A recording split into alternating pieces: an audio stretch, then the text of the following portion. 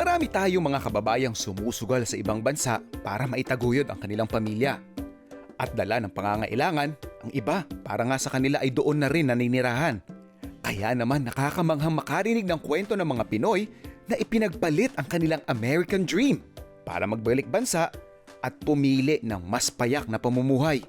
Is it something that you guys both grew up with? Yung ganong type of living? Not really. Kasi yung lifestyle namin sa States, very hectic.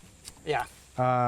Sa hospitality business, ako 14 hours a day ako nagtatrabaho. Yan, totoo. Normal po yan. 6 days a week or 7 days a week. Totoo po yan. So, Yeah, I can... one day, nakita ko na lang yung panganay ko, matangkad pa sa akin.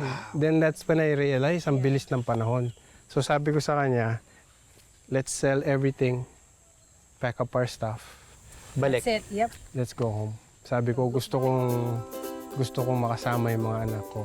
How are the kids coping up? Actually, ako naman, ayaw nila. Coming back. Talaga po? Yep. Oo, sabi ko, let's try it for 2 years, develop the land, develop the farm, and then at least once it's developed, we can go home every year Yeah. during summer vacation ng mga bata. Opo. And then all of a sudden, 1 year, we finished the project, and then, okay, we're done, let's go back. Sabi ko, ayaw naman ng mga bata. Sila yung maayaw. Ayaw nila. So up to now, that's why we're still here. Ito, bare land nung nabili ng father ko to. Tapos yung sister ko, siya na yung nagtanim lahat niyan. Pero po sa laki nung farm ninyo, I mean, intention niyo po ba talaga to produce so that you can sell?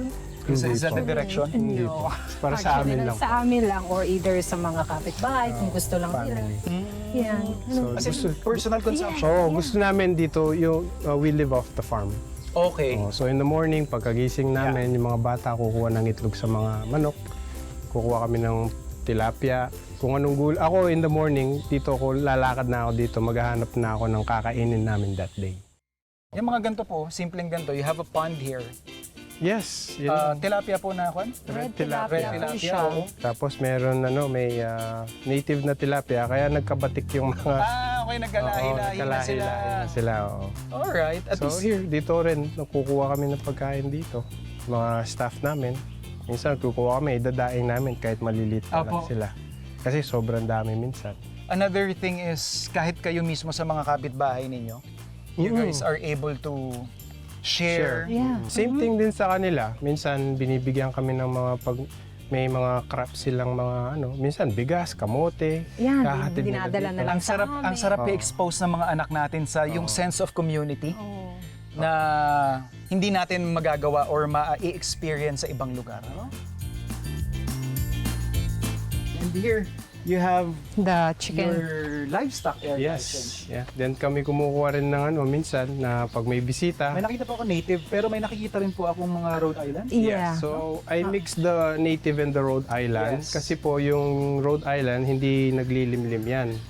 So, nagkabit kami ng native. Pag nangitlog yung native, lilipat namin yung itlog nila dun sa native. Okay. Tapos mapipisa. And then, at the same time, naha-hybrid na rin Yes. yung native. At least, nandito kayo sa stage na you are, I would say, enjoying it. Enjoying, comfortable, Yes. peaceful. Yeah, that's Yun the talaga. best one, yeah. Please, dig in. This is the reason why I wanted to do this pasta dish. This basically introduced me to Western cuisine. I used to bring baon na pasta lang and herbs because I was trying to familiarize my palate with different combinations of herbs. So, since marami kayong herbs dito, that's what I thought of doing. So guys, dig in, please. Yeah. We were discussing, Sir Reg, that the farm side is basically just for your own consumption. So yung business side naman po natin is mainly from the accommodation. Accommodation. And then, Yung itong room po natin dito, good for ilan ito? That's 15 pounds. 1.5. Okay. Tapos yung parang kubo natin doon, Excess ng 15 up to 6 packs pwede ba? ano po yung pwede nilang magawa aside doon sa farm visit natin? We have bonfire. Meron kaming tennis court, badminton, pickleball, volleyball, and soon basketball. Court naman. Okay. In the future, Inaano namin yung ATV ride. So, hopefully in the next few months, meron ng ATV or 2 ATV. And then lately, nagiging ano na lang repeat customers na lang sila. Sabi nga nila, ba't pa sila magpapagawa daw ng rest house when we have Redwood? Which is their second home. Second home Actually, na they namin. call it their second home. That's the goal na gusto naming ibigay sa mga clients namin na it's your home away from.